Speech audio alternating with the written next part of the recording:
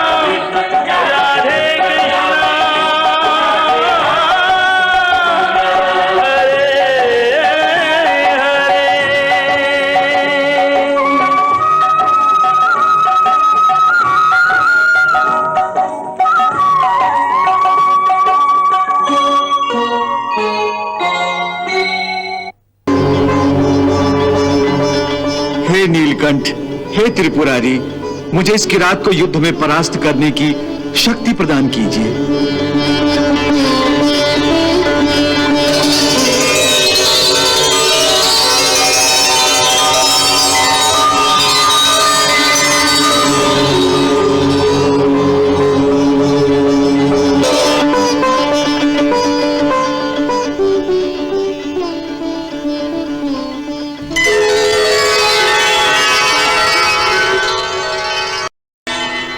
हे पार्थ, मधुसूदन, तुम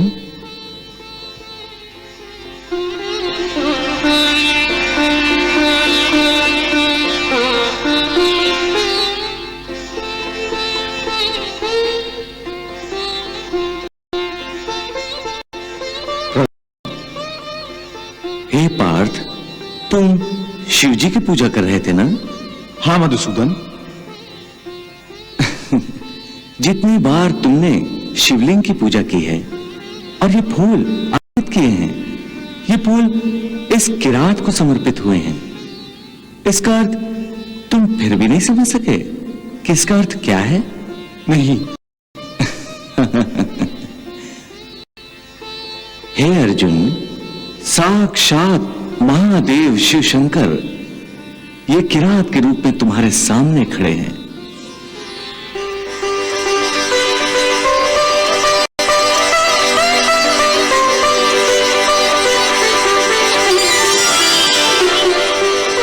मुझे क्षमा कर दीजिए भगवान, मुझे क्षमा कर दीजिए। मैं आपको पहचान नहीं सका। मुझे क्षमा कर दीजिए और अपने दिव्य रूप में मुझे दर्शन दीजिए।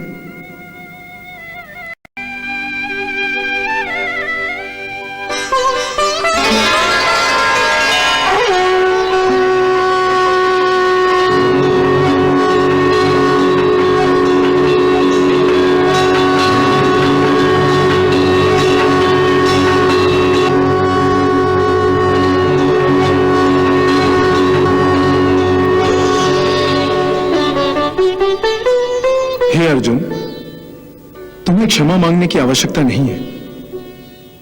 तुमने कोई अपराध, कोई पाप नहीं किया है।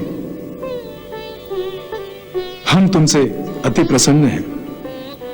तुम्हारे जैसा महावीर धनुर्धारी त्रिलोक में दूसरा कोई नहीं है। हे पार्थ, साक्षात देवता भी यदि तुमसे युद्ध करने की भूल करेंगे तो उनके भाग्य में पराजय ही आएगी। अंत में विजय तुम्हें ही प्राप्त होगी।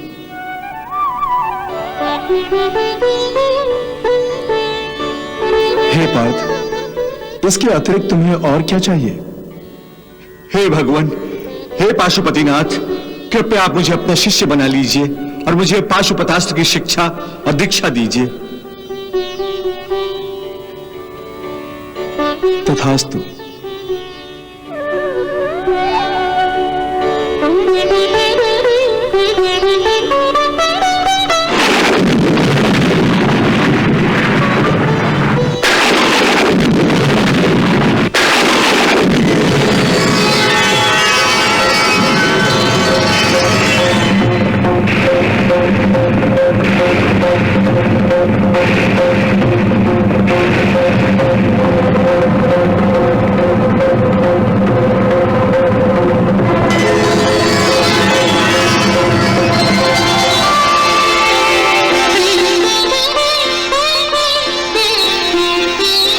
हे पार्थ, तुम कितने भाग्यशाली हो। साक्षात प्रभु भगवान श्री कृष्ण तुम्हारे मित्र हैं।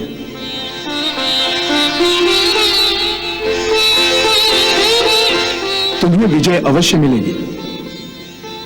तुम दोनों अर्थात साक्षात नर नारायण जिस पक्ष में होंगे उसकी पराजय असंभव है। इसीलिए तुम्हारी विजय निश्चित है।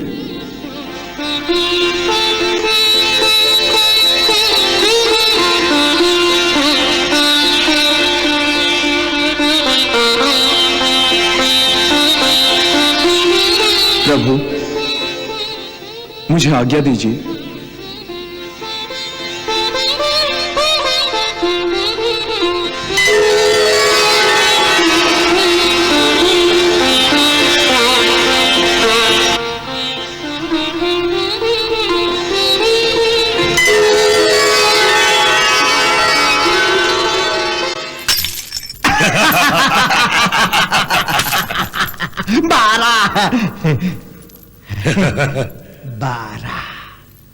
बारह। क्या बात है मामा श्री, ये 12 पे आपकी बोलती क्यों बंद हो गई है? क्या सोचने लगे हैं आप? मैं बताता हूं मित्रकर्ण। मामा श्री अवश्य ही पांडवों के अज्ञातवास को लेकर चिंतित होंगे। अज्ञातवास?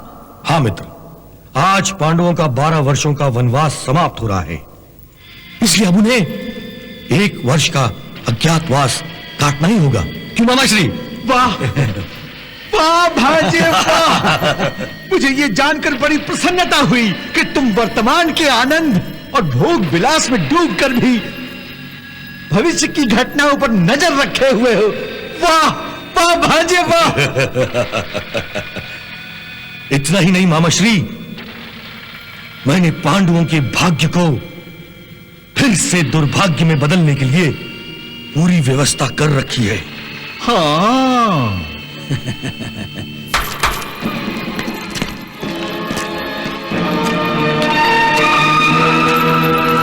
युवराज की जय हो।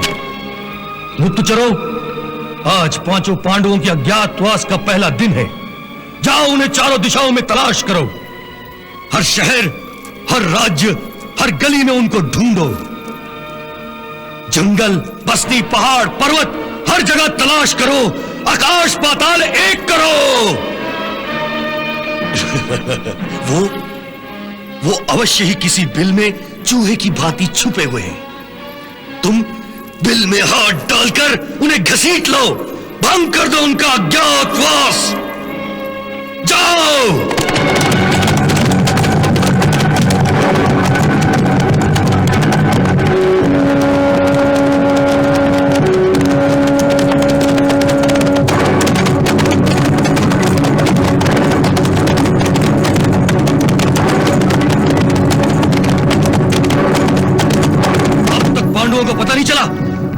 संख्या बढ़ा दो, जाओ।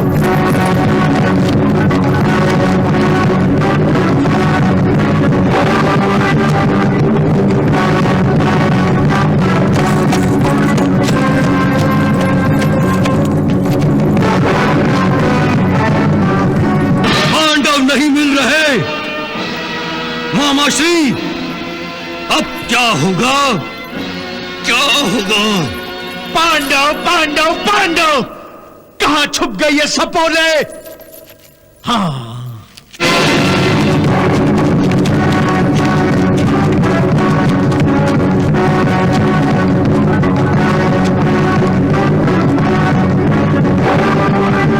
पांच पांडव एक बार मेरी पकड़ में आ जाए बस। हाँ, अज्ञातवास कुछ ही दिनों में समाप्त हो जाएगा। क्या करूं? क्या करूं? मित्र, मुझे तो यूं लग रहा है कि पांडवों को उनका राज्य वापस सौंपना ही पड़ेगा। देखो,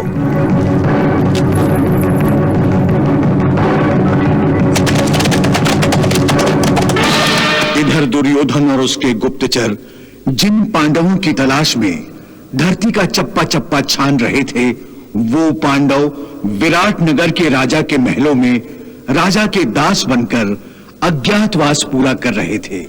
सम्राट युधिष्ठिर कंक भट्ट के नाम से राजा के मुसाहिब बनकर चौसर खेलकर उनका मनोरंजन करते थे, तो गदाधारी भीमसेन राजमहल की रसोई में बल्लभ नाम का रसोइया बनकर भोजन तैयार करता था। उर्वशी के श्राप के अनुसार अर्जुन 1 साल के लिए नपुंसक हो गया था और बृहन्नला नाम का नर्तक बनकर राजकुमारी उत्तरा को नृत्य की शिक्षा दे रहा था। नकुल तंतीपाल बनकर घुड़साल में घोड़ों की चंपी करता था और सहदेव तंतिक के नाम से गौशाला में काम करता रहता और सम्राज्ञी द्रौपदी सैरंध्री बनकर महारानी के केशों का श्रृंगार करती रहती। क्या पांडव नहीं मिले? तो फिर कहां गए वो? उन्हें धरती खा गई या आसमान निगल गया? वो ऐसी जगह जाकर छुपे होंगे जहां तुम लोग नहीं पहुंच सके। अरे जाओ, जाकर उन्हें खोजो, धरती का कोना कोना छान मारो।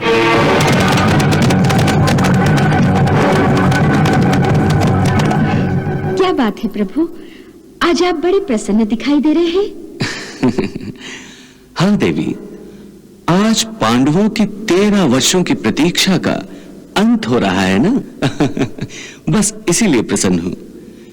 13 वर्षों में पांडवों ने धर्म का पालन करते हुए बड़े कष्ट उठाए हैं, बहुत अपमान सहन किया है। आज पांडव उस पीड़ा से मुक्त हो रहे हैं। देवी, अज्ञातवास के बाद आज पांडव जब विराट के दरबार में प्रकट होंगे, तब राजा विराट की क्या दशा होगी, इस विचार से ही मुझे आनंद आ रहा है। वो देखो, महाराज विराट अपनी रानी सुदेशना और राजकुमारी उत्तरा के साथ युवराज की प्रशंसा कर रहे हैं, ये समझकर कि उसी ने युद्ध में कौरवों को मार भगाया है। वाह युवराज उत्तर, वाह! कौरवों को पशुओं की भांति रणभूमि से खदेड़ दिया है। वाह युवराज, वाह! पिताश्री, ये सत्य नहीं है। ये सत्य नहीं है तो क्या कौरव युद्ध में हारे नहीं है? हारे अवश्य हैं, परंतु उनको मैंने पराजित नहीं किया है। तो फिर किसने किया है? यह गौरवशाली विजय हमें पांडव अर्जुन द्वारा प्राप्त हुई है। पांडव अर्जुन? हाँ पिताश्री, पांडव अर्जुन ने अपने गांडीव से धनुर्वर्षा करके कौरवों को अकेले ही परास्त किया है। परंतु पांडव अर्जुन तो अपने चारों भाइयों और पांचाली सहित अज्ञातवास में हैं। अज्ञातवास में है नहीं पिताश्री, थे। अज्ञातवास का 1 वर्ष पांचों पांडवों ने दास का वेश बदलकर इसी राजमहल में पूरा किया। पांचों पांडव दास बनकर हमारे यहां छुपे रहे और हमें पता ही नहीं चला। आपको क्या, किसी को पता नहीं चला। जानते हैं पिताश्री, अर्जुन हमारे यहां पर विरहनला बनकर रह रहा था।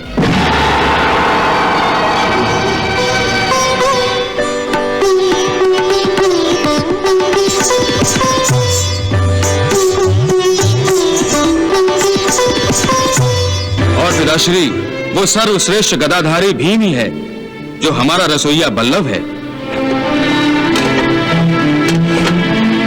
और परम प्रतापी नकुल तंतीपाल बनकर घोड़ों की चंपी करता रहा।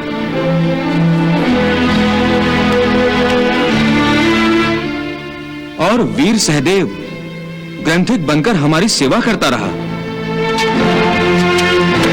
और वो पांचाली द्रौपदी कहाँ है? अरे माताश्री, वो जो आपकी दासी बनकर सेवा करती रही, वो कोई और नहीं बल्कि साम्राज्ञी द्रौपदी है।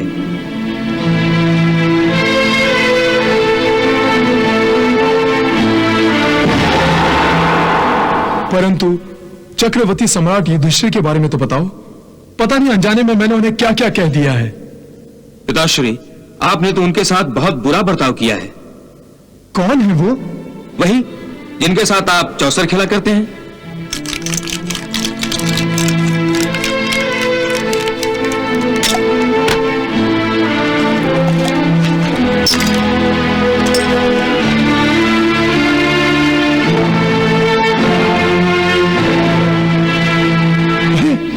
वो कंकभट्ट, उसे तो मैंने गोटी फेंक कर मारा था। मैंने सम्राट युधिष्ठिर का अपमान किया। अब मैं उन्हें क्या मुंह दिखाऊंगा? चिंता मत कीजिए पिताश्री, मैंने सारा प्रबंध कर दिया है। मैंने सम्राट युधिष्ठिर को राज दरबार में आपके सिंहासन पर और दूसरे पांडवों को महत्वपूर्ण आसनों पर विराजमान कर दिया है।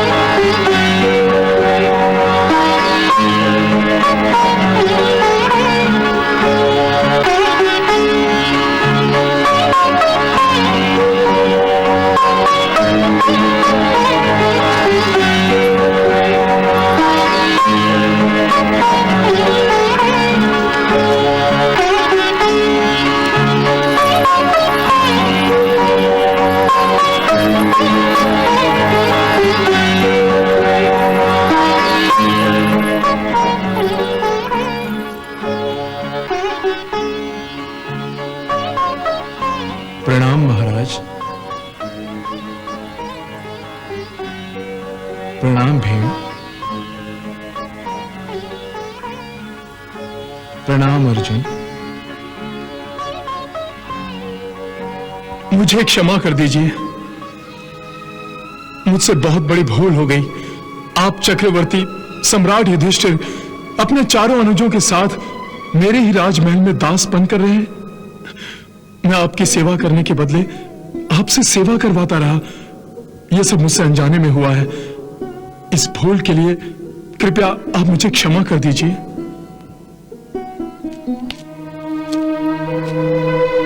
नहीं नहीं महाराज, नहीं, ये आप क्या कर रहे हैं? अनजाने में हुई भूल के लिए क्षमा मांग रहे हैं? बल्कि आपको हमें ना पहचानना ही हमारे लिए ही अच्छा था। यदि पहचान जाते तो हमारे लिए छुपना बहुत कठिन हो जाता और हम अज्ञातवास में ढल लिए जाते।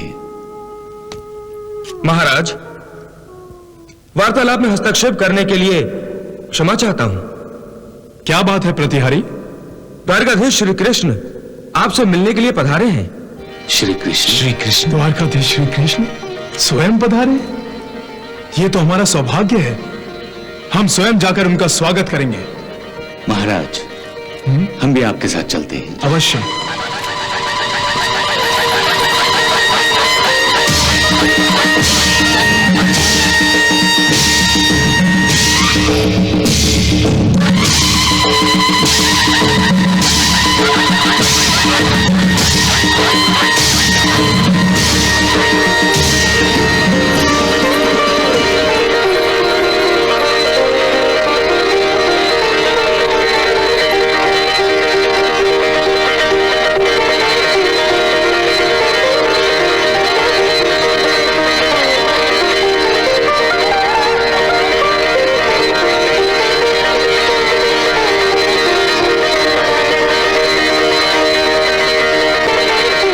धन्य भाग्य हमारे जो द्वारकाधीश हमारे महल में पधारे।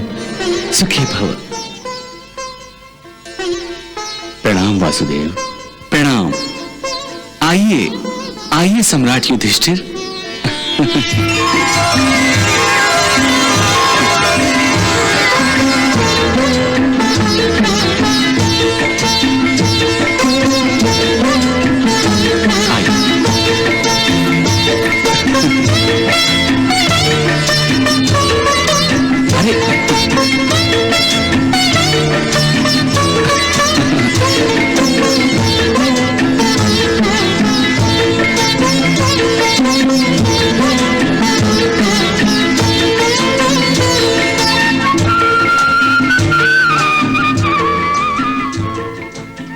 अभिमन्यु, तुम पीछे क्यों खड़े हो?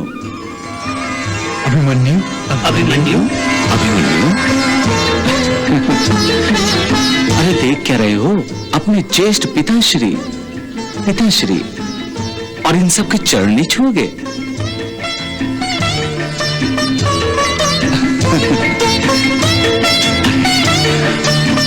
आयुष्मान बाबा, आयुष्मान बाबा।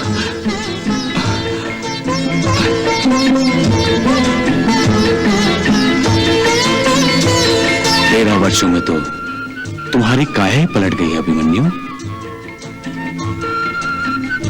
देखो, तुम्हारे पिताश्री तुमसे मिलने के लिए कितने उत्सुक हो रहे हैं।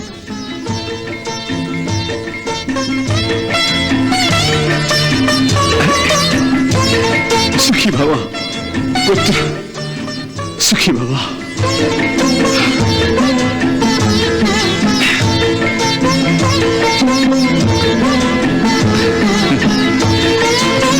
अपने भीम काका से नहीं मिलोगे?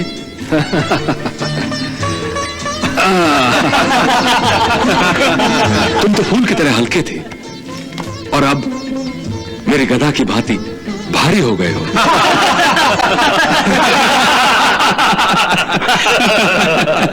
वाह बड़े भैया वाह। आप लोगों की चतुराई की जितनी भी प्रशंसा की जाए कम है। कौरवों ने आप लोगों को ढूंढ निकालने का हर संभव प्रयास किया, परंतु आप लोगों ने अपना अलग अलग सॉन्ग रचाकर उन्हें हर बार भ्रमित कर दिया। यदि सॉन्ग न रचाते तो अवश्य पकड़े जाते और हमारा अज्ञातवास भी भंग हो जाता वासुदेव। और फिर महाराज विराट का रसोइया बनकर मैं उन्हें स्वादिष्ट खाना कैसे खिला पाता? और उनकी सेवा कैसे कर पाता? सेवा तो मुझे करनी चाहिए थी, परंतु यह मेरा दुर्भाग्य था जो अनजाने में मैंने आप लोगों से सेवा ले ली। महाराज, आप तो अपने आप को व्यर्थ ही कोस रहे हैं। अरे जो कुछ भी हुआ अच्छा ही हुआ। फिर भी पांडवों का यह सेवा भार मेरे सर पर ऋण है। समझ में नहीं आता इसे कैसे चुकाऊं। हां, एक उपाय समझ में आता है। यदि महाराज युधिष्ठिर इसे छोटा मुंह बड़ी बात ना समझे तो कहूं? महाराज, इसमें संकोच की क्या बात है? और छोटे बड़े का प्रश्न ही कहां उठता है। आप तो सदा हमारे लिए ज्येष्ठ और आदरणीय ही रहेंगे। मैं तो केवल विनती करना चाहता हूं कि यदि आप मेरी बेटी उत्तरा को चक्रवर्ती परिवार में स्वीकार कर लें तो।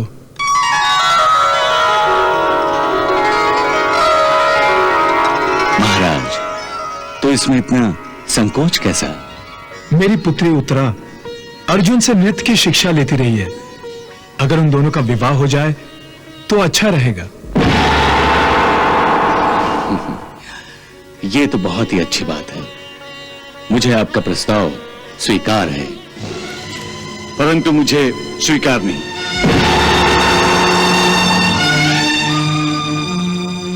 क्यों अर्जुन? यदि दो परिवार आपस में मिल जाएं, तो इसमें आपत्ति क्या है अनुज? तुम्हारी उत्तरा मेरी शिष्या है। मैंने उसे नृत्य सिखाया है, इसलिए मैं उसका गुरु हूं। और धर्म के अनुसार गुरु अपनी शिष्या के लिए पिता समान होता है। तो फिर पिता और पुत्री में विवाह कैसे संभव है?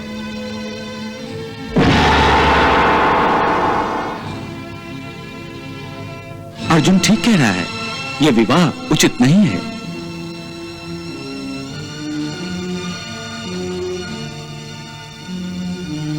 परंतु इसमें निराश होने की कोई आवश्यकता नहीं है।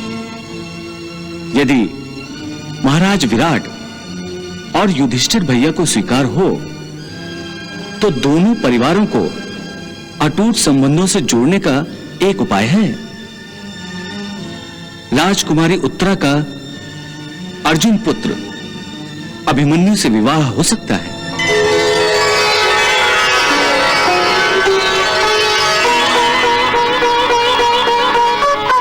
यदि महाराज युधिष्ठिर उत्तरा को अपनी बहू स्वीकार करें, तो यह मेरा सौभाग्य होगा।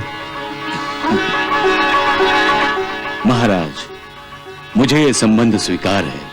हाँ, मुझे स्वीकार है।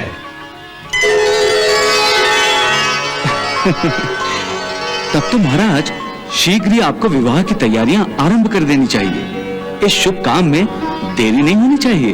अवश्य वासुदेव, अवश्य। तैयारियां तो हमें भी करनी है। कृष्ण, मैं चाहता हूं कि अभिमन्यु और राजकुमारी उत्तरा का विवाह पितामह और ज्येष्ठ पिता श्री धृतराष्ट्र के आशीर्वाद की छत्रछाया में ही संपन्न हो। यह तो बड़ा ही शुभ विचार है। कौरवों के हाथों इतना कष्ट सहने के उपरांत भी धर्मराज अपना धर्म नहीं भूल रहे हैं और इस विवाह के शुभ अवसर पर अपने ज्येष्ठों को याद कर रहे हैं। परंतु हमें यह भी देखना होगा कि कौरवों के मन में पांडवों के प्रति अभी भी द्वेष की भावना है या नहीं। अभिमन्यु का विवाह और मुझे निमंत्रण? मामाश्री, लगता है पांडव पागल हो गए हैं। भांजे, पांडव तो पागल ही है। अरे अपने शत्रु को भाला को निमंत्रण भेजा जाता है। भेजते हैं मामाश्री, भेजते हैं, परंतु वो निमंत्रण युद्ध भूमि में आने के लिए होता है, लंगट मंडप में आने के लिए नहीं। पुत्र दुर्योधन, तुम उचित नहीं बोल रहे हो। मैं देख रही हूं कि पांडवों को वनवास भेजने के बाद भी तुम्हारे मन में उनके लिए द्वेष और कलह है। वो हमारे संबंधी हैं, हम ये कैसे भूल सकते हैं? तुम्हें याद रखना चाहिए कि वो तुम्हारे भाई हैं। नहीं गांधारी, नहीं। पांडव कौरवों के रिश्तेदार थे, परंतु अब नहीं है। अब तो कौरवों और पांडवों के बीच केवल एक ही रिश्ता बचा है, और वो अटूट रिश्ता है शत्रुता का रिश्ता। मामाश्री ठीक कह रहे हैं माताश्री। अरे हम तो ठहरे राजा, तो फिर उन भीख मंगों से हमारा संबंध कैसे हो सकता है? नहीं पुत्र, ऐसा कहना उचित नहीं होगा। ठीक है, 13 वर्ष पहले जुए में सब कुछ हार कर वो निर्धन बन गए थे, परंतु अज्ञातवास के बाद अब हमें उन्हें उनका राजपाट लौटाना होगा। नहीं माताश्री, नहीं। हमारी इच्छा के विरुद्ध जब अखंड हस्तिनापुर का बंटवारा हुआ था, तो हमारे हृदय के टुकड़े टुकड़े हुए थे। हमने उस बंटवारे के इतिहास को बदलकर एक ही देश के टुकड़ों को जोड़कर नया इतिहास रचा है, नया इतिहास। और आप उसे फिर से खंडित करना चाहती हैं? नहीं माताश्री, हस्तिनापुर के फिर से टुकड़े करके मैं पांडवों को इंद्रप्रस्थ नहीं लौटाऊंगा, नहीं लौटाऊंगा। पुत्र दुर्योधन, तुम्हारे इस हठ से मुझे भय लग रहा है। इस तरह तो तुम विनाश को निमंत्रण दे रहे हो, युद्ध का मार्ग अपनाने जा रहे हो। हम युद्ध से डरते हैं क्या? यदि पांडवों ने हमसे उलझने की कोशिश की तो युद्ध अवश्य होगा, अवश्य होगा। यदि दुर्योधन की तलवार युद्ध के लिए उत्सुक है तो मेरी तलवार भी उससे युद्ध करने के लिए तड़प रही है। कौरवों ने भरी सभा में मेरी पुत्री द्रौपदी के साथ जो अपमान किया है उसका प्रतिशोध लेने के लिए पांचाल राज्य की हर तलवार 13 वर्षों से सोई नहीं है।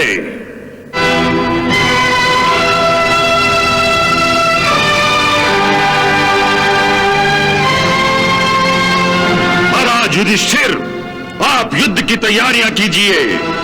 पांचाल राज्य की सेना आपके नेतृत्व में युद्ध करेगी और मैं पांचाल नरेश महाराज द्रुपद आपको यह आश्वासन देता हूं कि जब तक एक एक कौरव का रक्त मिट्टी में नहीं मिल जाएगा, यह युद्ध निरंतर चलता रहेगा।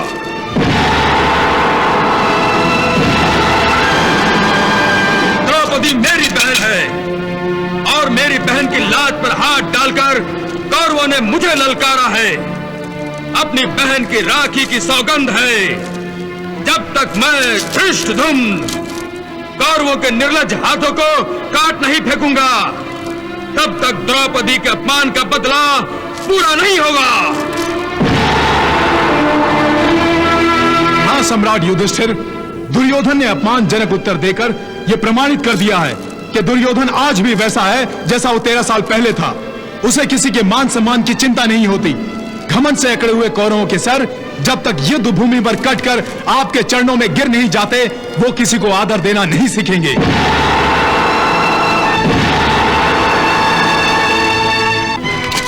मैं भी अपनी दोनों प्रतिज्ञाएं पूरी करने के लिए युद्ध की प्रतीक्षा कर रहा हूं।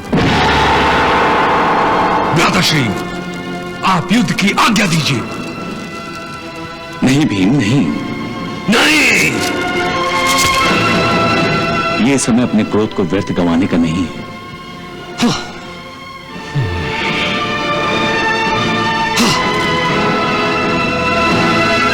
यह समय तो राजकुमारी उत्तरा और अभिमन्यु के विवाह का है। सम्राट युधिष्ठिर, विवाह टल भी सकता है परंतु युद्ध नहीं।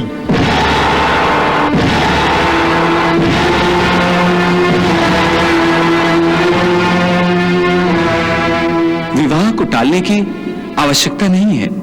यदि हमें टालना ही है तो युद्ध को टालने का प्रयास करना चाहिए, क्योंकि जब तक युद्ध अनिवार्य न हो उससे बचना ही उचित है। यदि आप सब चाहें तो युद्ध से बचने के लिए मेरे पास एक उपाय है।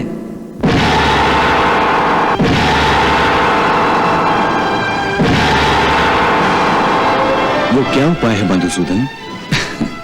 शांति का प्रयास। मधुसूदन, विवाह के निमंत्रण पर दुर्योधन ने हमें भिखारी कहकर जो उत्तर दिया है, क्या उससे यह बात स्पष्ट नहीं है कि वो भ्राताश्री को सम्राट तो क्या राजा भी मानने को तैयार नहीं है? दूसरे शब्दों में वो हमें हमारा राज्य लौटाना ही नहीं चाहता है। फिर भी हम कौरवों से शांति की अपेक्षा करें, क्या यह उचित होगा? दुर्योधन के मन में जो खोट है उसका आप सबने बिल्कुल सही अनुमान लगाया है। दुर्योधन संधि के अनुसार पांडवों को इंद्रप्रस्थ वापस नहीं लौटाएगा। तो ठीक है, पहले विवाह हो जाए, इसके बाद हम अपनी मांग लेकर दूत को हस्तिनापुर भेजेंगे।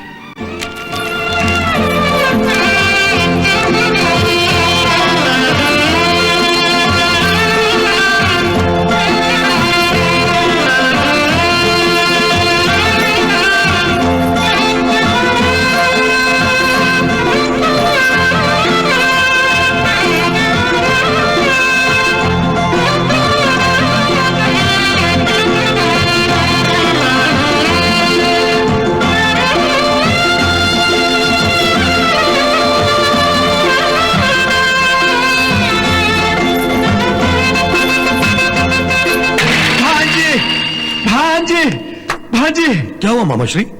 अरे सब कुछ उथल पुथल हो गया। उथल पुथल? हाँ, तुम इतना तो जानते हो ना कि विराट नगरी में अर्जुन के पुत्र अभिमन्यु का विवाह राजकुमारी उत्तरा के साथ संपन्न हो गया है।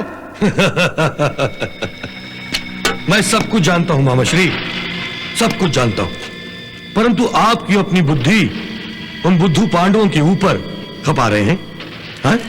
भांजे, इस विवाह में सम्मिलित सभी राजाओं महाराजाओं की सूची देखकर मेरी आंखें फटी की फटी रह गईं, जबकि हमने पांडवों को भिखारी कहकर उन्हें घास तक नहीं डाली थी। भांजे, इतना तो तुम समझ ही रहे हो ना। इसका अर्थ यह है कि ये सारे राजे महाराजे युधिष्ठिर के भतीजे के विवाह में सम्मिलित होकर इस बात का प्रमाण और आश्वासन दे रहे हैं कि वो अब भी युधिष्ठिर को ही अपना सम्राट मान रहे हैं।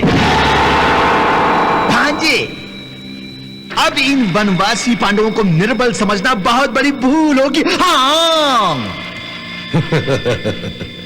मामा श्री, आप व्यर्थ ही चिंतित हो रहे हैं। पांडव चाहे जितने बलवान हो जाएं, उनका बल हमारे छल का सामना नहीं कर सकता। हम छल कपट के साम्राज्य के सम्राट हैं, सम्राट। हाँ, और सदा ही हम सम्राट रहेंगे मामा श्री। भांजे, इस भ्रम में तो रहकर दशानन रावण भी मारा गया था। एक बात हमेशा ध्यान रखो भांजे, राजपाट कभी भी भ्रम और निश्चिंतता से नहीं चलाया जाता। पांडवों ने विवाह की आड़ में युद्ध की तैयारी करते हुए हमारे साथ एक कुटिल चाल चली है। कुटिल चाल। हाँ, कुटिल चाल? हाँ, कुटिल चाल। क्योंकि पांडवों ने विवाह संपन्न होते ही विराट नगरी के पुरोहित को अपना दूत बनाकर हस्तिनापुर भेजा है। परंतु मामा श्री, वो दूत है कहां? इसी बात का तो मुझे दुख है भांजे कि तुम्हें कोई खबर ही नहीं कि मैं अपनी आस्तीन में कितने सांप पाल रखे हैं। अर्थात तुम्हारे महामंत्री विदुर, जो दूत को दरबार में लाने के बजाय सीधे महाराज धृतराष्ट्र के पास लेकर चले गए। यदि अब भी तुम समय गंवाओगे तो मुझे डर है भांजे कि कहीं महाराज धृतराष्ट्र पांडवों को उनका राज्य वापस देने की भूल न कर बैठे।